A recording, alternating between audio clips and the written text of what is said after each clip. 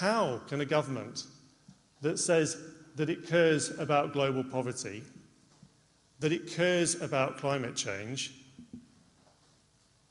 be even thinking about going ahead with a coal-fired power station in Kent? How can it think that it's not only thinking about going ahead with one, but maybe there are 7 others coming behind with a technology that may or may not be ready in 20 years' time? And if it is, they may or may not get the company to put it in place.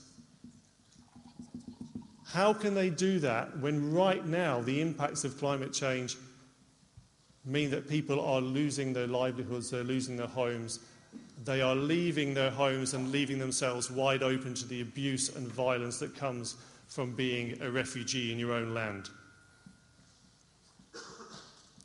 So what we actually need is to take this policy, these words, these thoughts, and translate them into action. We actually need the vision, the ideas and the leadership from this government, because then what the government has done so far will be translated into action, and then they will not be failing us. Then they will not be failing the people who are struggling right now, and they will not be failing the next generation coming through. Because it is very, very difficult for me to look at the faces of my children at night, and when they ask me questions about how the climate is changing, to give them an honest answer. The climate is changing, and we're not doing anything about it.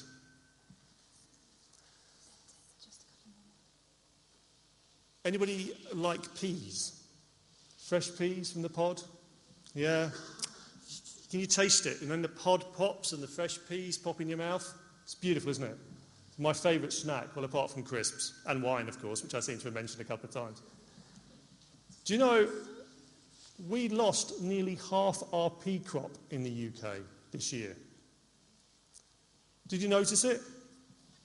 Did it even flip onto your radar when you went shopping that actually we'd lost half our crop? And I still hear people say, well, this is something that's going to affect somewhere else.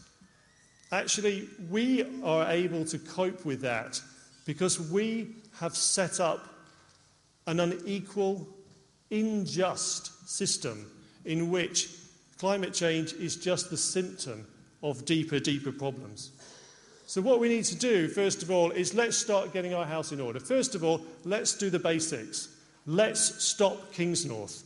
Let's not go ahead with a polluting coal-fired power station. Let's not build a third runway and go ahead with expansion at Stansted. These are the basic benchmarks by which we judge whether the words and policies will turn into action and whether the government is going to fail us or whether the government is going to lead us. But we need to go beyond that, and we need to build real action to address runaway climate change, to address the fact that we're running out of oil, to address the fact that we have absolutely been led by the nose by greedy capitalist financiers who have led us all to the brink of destruction.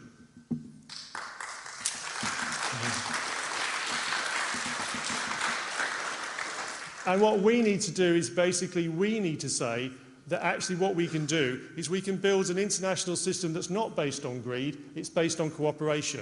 We can have fair rules of trade with the world's poorest countries. We can change the financing rules so we can deliver technology and money so developing countries can have a decent way of developing without having to go down a high carbon economy. And we can do things here to reduce our emissions that will also generate jobs, that will build communities. Because actually what it is that we're saying to people that they must do the most difficult thing they can possibly do.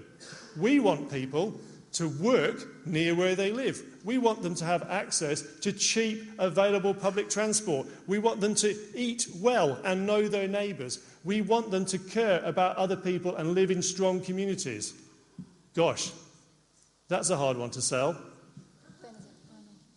So, I'm finishing off, but basically what I'd like to say is the government needn't fail us, but it is failing us. And what we need to do is we need to build hope. Because that feeling that was there when Barack Obama was voted in is the hope you thought you had lost after 10 years, 20 years of campaigning to get action on climate change. Keep that hope, deliver that hope to people you know, and then that hope is what is going to save us. Thank you.